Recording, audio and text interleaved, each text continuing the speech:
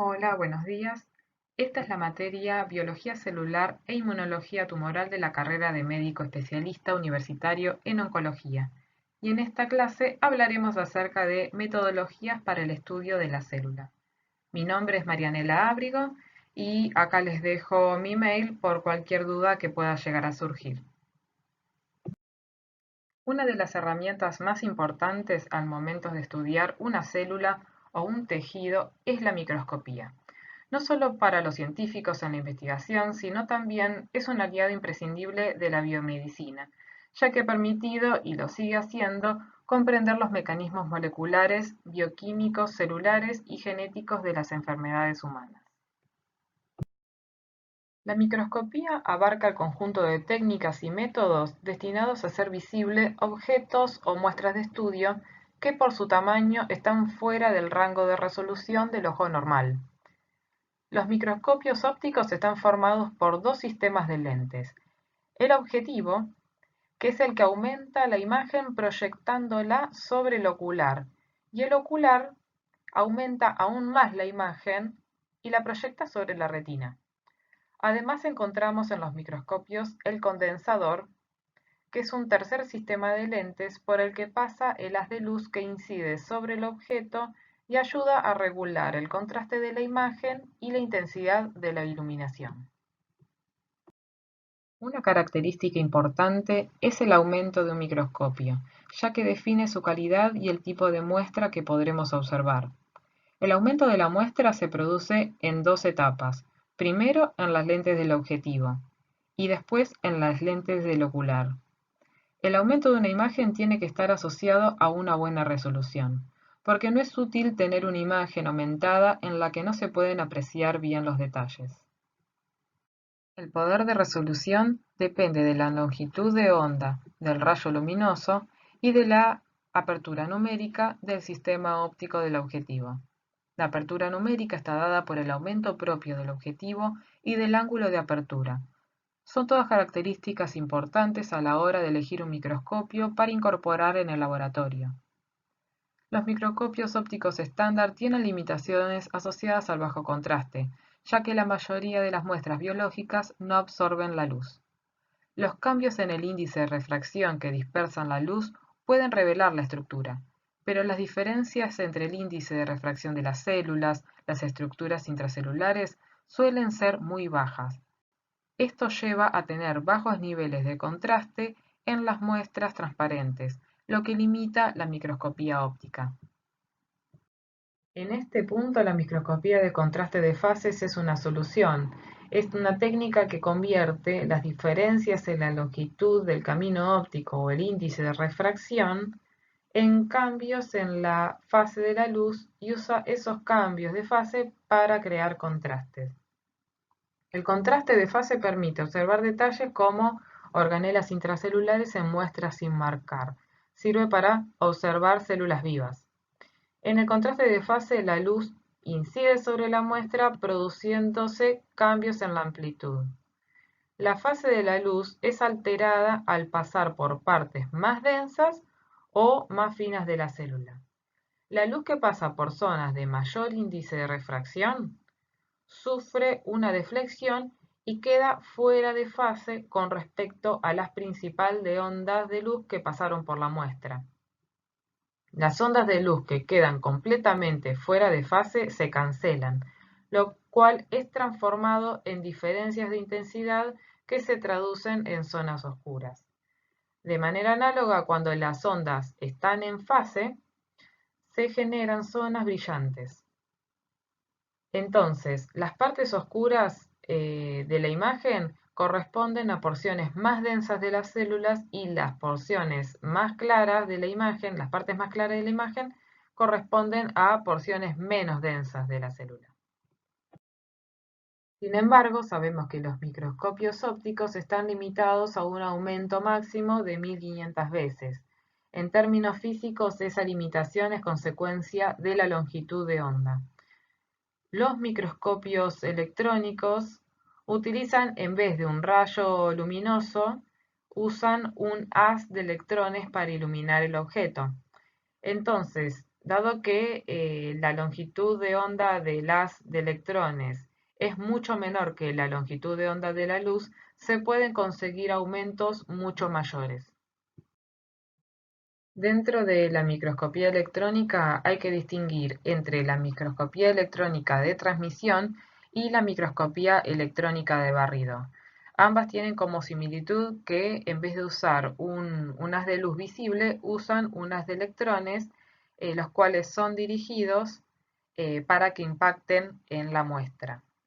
En ambos casos se usan lentes magnéticas para crear campos que dirijan y enfoquen el haz de electrones, ya que las lentes convencionales usadas en los microscopios ópticos no funcionan con electrones. La microscopía electrónica de transmisión no explora superficies, sino que crea una imagen bidimensional de la estructura interna de la muestra, ya que el haz de electrones que incide atraviesa la muestra y genera una sombra de la estructura que es capturada en una pantalla fluorescente, ubicada acá en la parte inferior de la columna. En la microscopía electrónica de barrido se crean imágenes escaneando la superficie de la muestra. Usa unas de electrones que se enfoca hacia la muestra y esos electrones interactúan con los átomos que están en la superficie de la muestra, produciendo diferentes señales para expresar la topografía de la superficie. El detector capta esas señales para crear una imagen tridimensional de la superficie. En la microscopía electrónica de transmisión, los electrones, como pueden ser desviados por las moléculas de aire, hay que generar vacío en el interior de los microscopios, lo que no permite estudiar células vivas. Y dado la baja penetrabilidad que tienen esos electrones, se necesitan cortes muy finos de tejido. En la microscopía electrónica de barrido, la muestra no necesita casi preparación para ser observada, ni tampoco se necesitan estos cortes ultrafinos. Se pueden observar muestras del tamaño, por ejemplo, de un pelo, o de la cabeza de la mosca de la fruta, o del tamaño de un polen, de un grano de polen. En estas imágenes se puede observar claramente cómo la microscopía electrónica de barrido analiza la superficie de la muestra, mientras que la microscopía electrónica de transmisión analiza su estructura interna. Otra diferencia importante entre ambas microscopías electrónicas es su resolución. La resolución de la microscopía electrónica de barrido es de aproximadamente 0,4 nanómetros, mientras que la de transmisión es de aproximadamente 0,5 angstrom. Gracias a la microscopía electrónica se pueden hacer cosas como definir cómo los fármacos actúan a nivel de las células, cómo pueden ser diseñados y cómo se comportan a nivel molecular. Por eso es tan importante en la industria farmacéutica. La microscopía de fluorescencia es una herramienta sumamente importante tanto para la biología como para la medicina. Nos permite estudiar el marcaje de moléculas en células y tejidos para su caracterización e identificación, el estudio de células normales y patológicas, también estudios inmunológicos, entre otros. En microscopía de fluorescencia se usa esta capacidad de los fluoróforos de emitir luz después de ser excitado con luz de una determinada longitud de onda. Las proteínas de interés se marcan con anticuerpos acoplados a fluoróforos o con moléculas fluorescentes como puede ser un intercalante. Como se muestra en el gráfico, figuran los espectros de absorción, con las líneas punteadas, y de emisión, las líneas continuas, de algunos fluoróforos. En el caso del DAPI, por ejemplo, la absorción es a una longitud de onda de aproximadamente 360 nanómetros en la zona del ultravioleta y tiene un máximo de emisión aproximadamente a 460 nanómetros en la zona del color azul. Existe una gran variedad de fluorocromos de los cuales se conoce la longitud de onda a la cual se excitan y a la que emiten la fluorescencia, por lo que uno puede chequear en el microscopio de fluorescencia de su laboratorio si tiene los filtros adecuados para esos fluorocromos y en base a eso los elige para marcar la muestra de estudio. Los fundamentos de un microscopio de fluorescencia son similares a los de un microscopio de luz común, solo que la iluminación es proporcionada por una fuente de luz mucho más potente y brillante, como una lámpara de vapor de mercurio o una lámpara de xenón, y proveen de una amplia gama de longitudes de ondas. Además, cuentan con un filtro de excitación y un filtro de emisión. Mientras que el filtro de excitación selecciona las longitudes de onda que excitan a un determinado fluoróforo que está presente en la muestra ya marcada, el filtro de emisión, solo permite pasar las longitudes de onda de interés emitidas por el fluoróforo. Las estructuras fluorescentes se destacan sobre un fondo oscuro, por lo que es posible visualizar estructuras mucho más pequeñas que el límite de resolución del microscopio.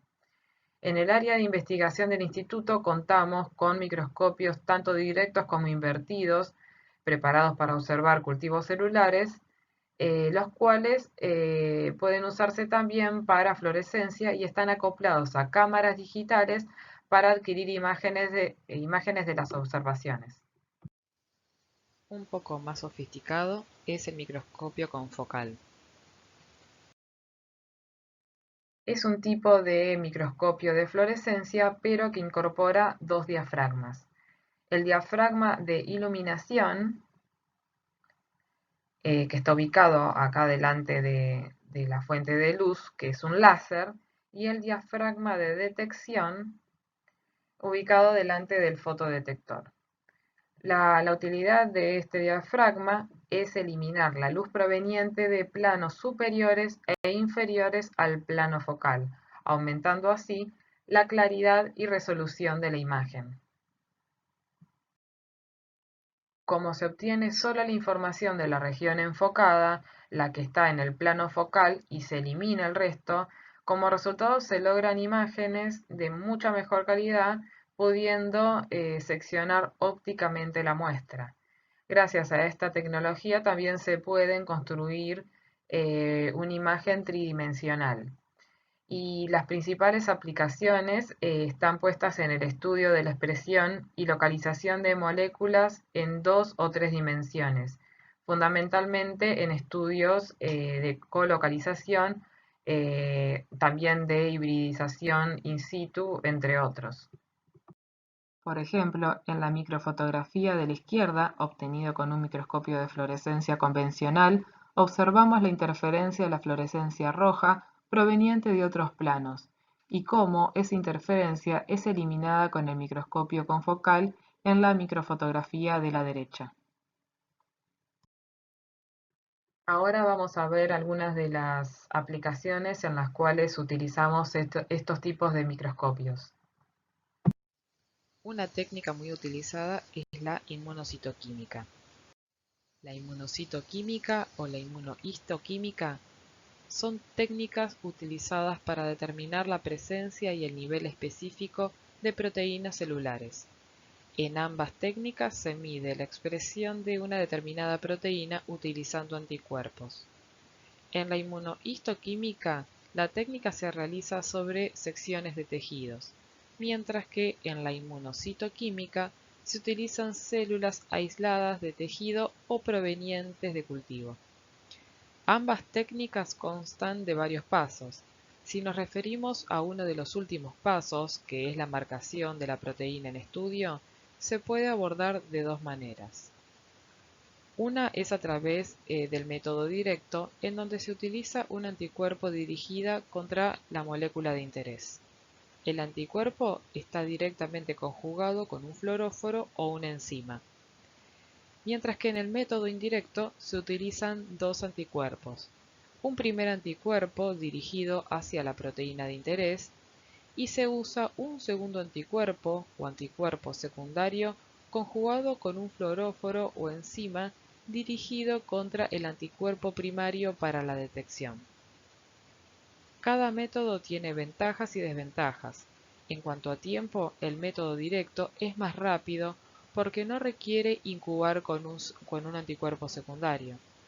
Pero se usa más el método indirecto porque la señal, al revelar, es más intensa, ya que el anticuerpo permite amplificar la señal, ya que éste se puede unir a más de un anticuerpo secundario por anticuerpo primario. Aparte, con el método indirecto, podemos cambiar de anticuerpo secundario y usar otro con otra enzima o fluoróforo que nos convenga más. Si el anticuerpo está conjugado con una enzima, hablamos de inmunocitoquímica o inmunohistoquímica, porque esa enzima, junto con el sustrato adecuado, participarán de una reacción química que dará como resultado, por ejemplo, un producto coloreado. Si el anticuerpo está conjugado con un fluoróforo, hablamos de inmunofluorescencia. Como les conté, hay varios pasos más en el protocolo para realizar una inmunistoquímica o una inmunocitoquímica. Solo haremos hincapié en el paso de marcación y revelado.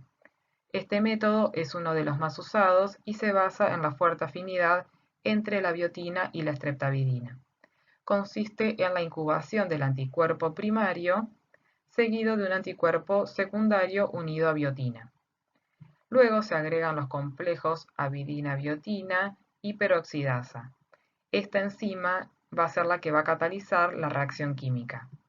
Entonces, la streptavidina se une a la biotina del anticuerpo, quedando unido de esta manera al complejo. Por último, se agrega el sustrato de la enzima peroxidasa, que es el peróxido de hidrógeno y la diaminobencidina. Al agregar peróxido de hidrógeno, la peroxidasa da como producto de la reacción agua y oxígeno que provoca la oxidación de la diaminobencidina, originando un producto de color marrón. Si el anticuerpo que utilizamos está conjugado a un fluoróforo, hablaremos de inmunofluorescencia.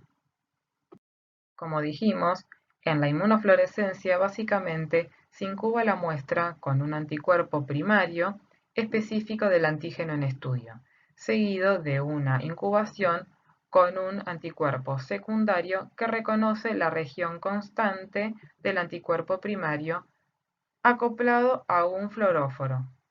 Al ser observado al microscopio de fluorescencia con la luz con la longitud de onda adecuada, se podrá detectar la molécula, no solo la presencia o ausencia, sino también su localización.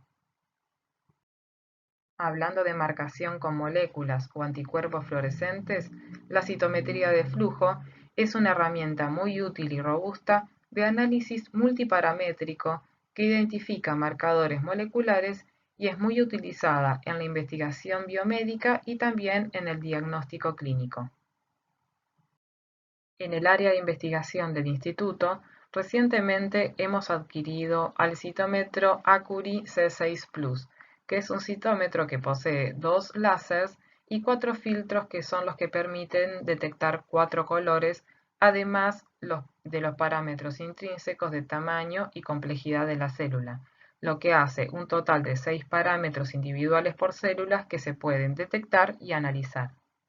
Si bien este citómetro no cuenta con esa tecnología, algunos citómetros pueden combinar la citometría de flujo convencional con la separación de células.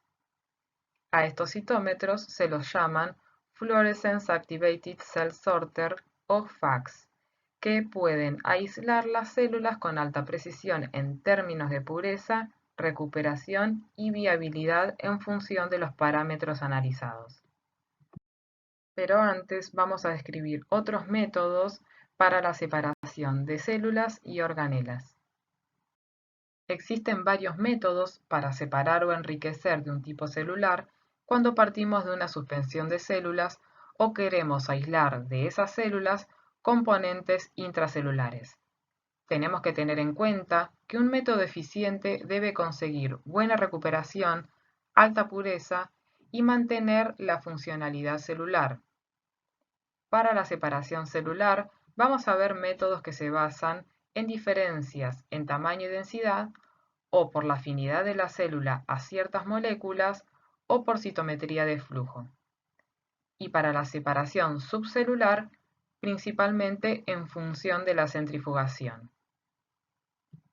Por ejemplo, en la separación celular en base al tamaño y densidad, partiendo de sangre diluida y utilizando gradientes de densidad como el Ficoli-Pac, sometiendo a centrifugación, podemos separar parcialmente algunas poblaciones celulares.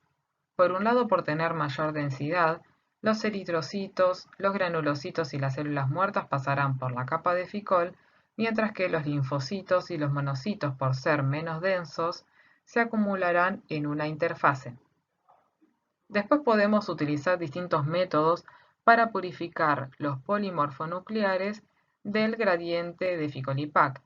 Por ejemplo, por sedimentación sobre dextran 6% o lisis de los glóbulos rojos con agua y luego llevar a isotonicidad. Para la separación celular en base a la afinidad se pueden utilizar inmunopartículas. En esta marca, a las inmunopartículas las llaman Dynavids. Por ejemplo, sangre entera es incubada con inmunopartículas y anticuerpos que reconocen algún antígeno que se expresa en la superficie de la célula que queremos aislar y no en las demás. Estos anticuerpos están acoplados a biotina y las Dynavids, que tienen propiedades magnéticas, están recubiertas por streptavidina. Como ya vimos, dado que la biotina y la streptavidina tienen alta afinidad entre sí, se forma un complejo célula-anticuerpo-Dynavids, el cual al aplicar el campo magnético es atraído a un costado del tubo, separándolo del resto de las células. Entonces se puede extraer y eliminar las células que no fueron unidas. Luego se agrega un buffer que libera a las células de las Dynavids. Entonces, nuevamente, aplicando el magneto, se puede recuperar en el sobrenadante las células que queremos aislar, las que queríamos obtener. Como dijimos, la citometría de flujo es una técnica que permite analizar de manera simultánea distintos parámetros de cada una de las células en una población heterogénea de células. Utilizando anticuerpos de fluorescencia, también podemos determinar el grado de expresión de determinadas proteínas que están localizadas en la superficie celular. Brevemente, una suspensión de células marcadas con fluoróforos es inyectada en un líquido que es capaz de ordenar el flujo de las células de manera individual, y esto ocurre a gran velocidad. Ese flujo pasa por un punto en el cual incide la luz de uno o varios láseres. La luz que incide excita a los fluoróforos, los cuales emitirán luz a otras longitudes de onda. Eso va a depender de cada fluoróforo en particular. Las señales que emitan serán colectadas por detectores que amplifican la señal y las transforman a formato digital. Algunos citómetros de flujo, no todos, tienen una función llamada FACS, Fluorescence Activated Cell Sorting, en donde el citómetro hace pasar las células de una en una y un rayo láser incide sobre ellas. La luz que emerge de cada una de las células cuando el láser impacta es captada por distintos detectores y posteriormente analizada. Esta técnica se basa en la deflexión electrostática de gotas cargadas y es lo que permite clasificar y separar las células en función del marcaje fluorescente. Esta deflexión se logra gracias a la asignación de cargas de acuerdo al tipo de fluorescencia. Mientras están cayendo las gotas, pasan entre dos placas cargadas que establecen un campo eléctrico entre ellas. La trayectoria de caída de las gotas cargadas se desvía hacia la placa que tenga polaridad opuesta, generando así esta deflexión, y cada tipo de gota se recoge en un tubo distinto. Para la separación de organelas o moléculas intracelulares existen más técnicas, pero estas dos son las que a priori se utilizan en primera instancia en los laboratorios. Hay métodos quizás más específicos que utilizan kits los cuales emplean distintas estrategias de acuerdo a lo que queramos separar. Ambas técnicas nos permitirán separar los distintos componentes celulares y mantener al mismo tiempo sus funciones, que es nuestro principal objetivo. Para lograr un homogenato, hay distintos protocolos, los cuales dependerán del equipamiento disponible en el laboratorio, de la característica de la molécula que queramos separar y continuar con su estudio. Pero básicamente lo que se busca es romper las membranas de la célula para extraer la organela o la molécula de interés. En el método de centrifugación por velocidad diferencial, ya partiendo de un homogenato, se realizan sucesivas centrifugaciones y se separan los componentes subcelulares basados en el tamaño y densidad. Los componentes más densos y grandes quedarán en el fondo, más rápido que los pequeños y menos densos. En todos los casos, obtenemos fracciones del homogenato enriquecidos en la organela de nuestro interés. Si nuestro objetivo es una organela muy pequeña, vamos a tener que incrementar sucesivamente la velocidad y el tiempo de centrifugación. En muchos casos es necesario contar con una ultracentrífuga, porque las centrífugas convencionales no alcanzan las velocidades tan altas como las requeridas.